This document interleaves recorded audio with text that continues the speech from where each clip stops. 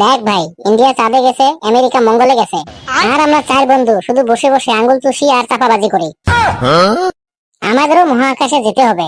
বল্টু ভাই, তুই তো ঠিকই বলছিস, কিন্তু মহাকাশে যেতে তো রকেট লাগবে। আমাদের কাছে রকেট তো বাদ দাও, একটা সাইকেলও নাই।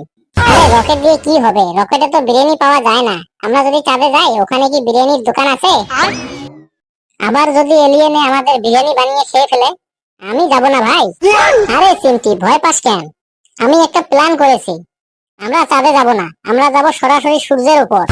ইতিহাসের কাগজের উপর আমাদের চার বন্ধুর নাম লেখা থাকবে। তোর কি মাথা খারাপ? সূর্যের তাপে তো আমরা হাফ বয়েল হয়ে যাব। ওখানে তাপমাত্রা কোটি কোটি ডিগ্রি। আরে গাধা, আমরা কি দিনের বেলা যাব নাকি? আমরা যাবো রাতে, যখন সূর্য একদম ঠান্ডা থাকবে। দারুণ আইডিয়া। রাতে গেলে তো চশমাও কেনা লাগবে না, টাকা সঞ্চয় হবে। আমি সঙ্গে এক বালতি জলও নিয়ে যাব। যদি সূর্য রাতেও একটু গরম থাকে, তাহলে সূর্যের উপর ঢেলে দিব। আমি 5 প্যাকেট মুড়ি আর আচারও নিব। মহাকাশে খিদে পেলে তো আর মা খাবার দেবে না। আমি একটা বড় ছাতা নিব। যদি মহাকাশে উল্কাপাত হয়, মাথা বাঁচাবো কি দিয়ে? সবাই তো রেডি, কিন্তু রকেটটা পাবো কই? কেন, মার্কেটে না অনেক ধরনের রকেট পাওয়া যায়, ওখান থেকে একটা রকেট নিয়ে আসবো। বল্টু, সূর্য মনে হয় আজ ছুটি নিয়েছে। সূর্য মনে হয় ঘুমাচ্ছে, আলো দেখাই যায় না। মহাকাশ গবেষণা আজ স্থগিত থাক। চল আগে চা খেয়ে আসি, কাল সকালে আবার সূর্যে যাওয়া নিয়ে গবেষণা করব। কে পটাশ, তুই তো সব কুরকুরে খেয়ে ফেললি। মহাকাশে গেলে তো তুই অক্সিজেন সিলিন্ডারও চিবিয়ে খাবি। আরে ভাই, মহাকাশে গেলে তো ওজন কমে যায় শুনেছি, তাই আগে ভাগে একটু ওজন বাড়িয়ে নিচ্ছি। শোন বল্টু, রাত্রে তো সূর্য অন্ধকারে থাকে, আমরা খুঁজে পাবো তো? অন্ধকারে যদি রাস্তা হারিয়ে আমরা অন্য কোনো তারায় চলে যাই, তখন কি হবে? আমার তো মনে হয় আমরা ব্ল্যাক হোলে ঢুকে যাব। তখন আমাদের শরীর লম্বা হয়ে নুডলস হয়ে যাবে। আমি নুডলস হতে চাই না ভাই।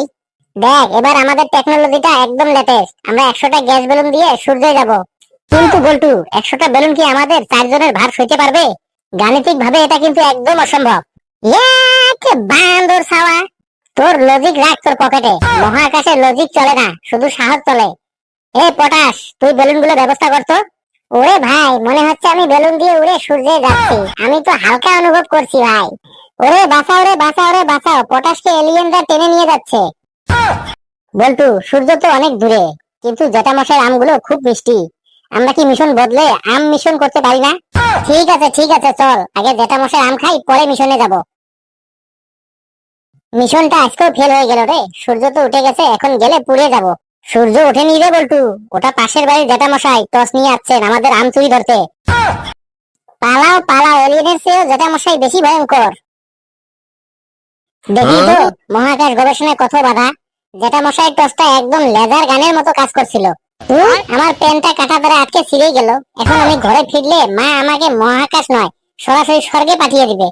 একটা জিনিস খেয়াল করছিস, আমরা সূর্য অভিযানে গিয়েছিলাম, কিন্তু ফিরে এলাম এক ব্যাগ কাঁচা আম আর একটা ছেঁড়া পেন নিয়ে। এটাকে কি বিজ্ঞানের ভাষায় বিবর্তন বলে? বিবর্তন কি না জানি না, তবে আমটা বেশ টক। নুন লঙ্কা হলে জমে যেত। আমার সঙ্গে চল, আমি নুন লঙ্কার ব্যবস্থা করে দিচ্ছি। চল তাহলে, হয়ে যাও আমের পার্টি। ওরে পাজি ছেলে পেলে, আমি শুনলাম সারা রাত তোরা আম গাছের নিচে ছিলি। পটাশ, তুই পিছনে কেন? তুই গাছের আম চুরি করে খাচ্ছিস। মা, তুমি ভুল বুঝছো। আমরা তো সূর্যের তাপমাত্রা মাপার জন্য স্পেস ট্রেনিং নিচ্ছিলাম। আমের টক দিয়ে আমরা রকেটের ফিউল বানানোর চেষ্টা করছিলাম। আমি তোদের দেখাচ্ছি ফিউল কত প্রকার ও কি কি। আজ তোদের সূর্য না, ঝাড়ুর তাপ দেখাবো। বল্টু, এই মহাবিশ্বে তোর মায়ের ঝাড়ুর চেয়ে গতিশীল আর কিছুই নেই। পালা পালা। পালিয়ে কোথায় যাবি? বাড়িতে আসবি না? উরে বাপ, ভাই কি বাঁচাটা বাঁচলাম রে। বল্টু, পরের বার আমরা যখন চাঁদে যাব, আগে তোর মায়ের ঝাড়ুটা চুরি করে রকেটে ফিট করব। ওটার যা পাওয়ার। তুই ঠিকই বলছিস, মহাকাশ গবেষণা আপাতত বন্ধই থাক। জেঠামশাই কাছ থেকে ক্ষমা চেয়ে নিতে হবে, আর আমগুলোর দাম দিয়ে আসতে হবে। তার আগে আমার সেরা প্যান্টের জন্য একটা সেফটি পিন খুঁজে দে কেউ। দেখ বল্টু, পাড়ার লোক আমাদের দিকে এমন ভাবে তাকায় যেন আমরা সত্যি মঙ্গল গ্রহ থেকে এসেছি। তাকাবেই তো, জ্ঞান অর্জন করতে গেলে একটু একটু চোট তো লাগবেই। নিউটন কি এমনি এমনি আপেল খেয়েছিল?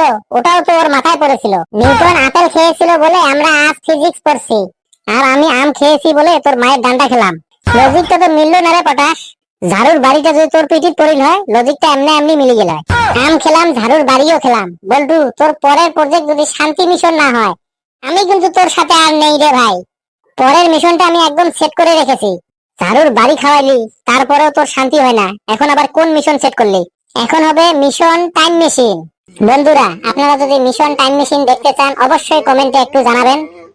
সূর্যে যাওয়া মিশন ভিডিওটি কেমন লাগলো একটু কমেন্টে জানাবেন। লাইক করবেন, যত পারেন শেয়ার করবেন, আমাদের চ্যানেলটা সাবস্ক্রাইব করে আমাদের পাশেই থাকবেন। হাসতে থাকুন, সুস্থ থাকুন, যত বেশি হাসবেন তত বেশি সুস্থ থাকবেন। আমি এখন যাই, আমার টাইম মেশিন বানাতে লাগবে।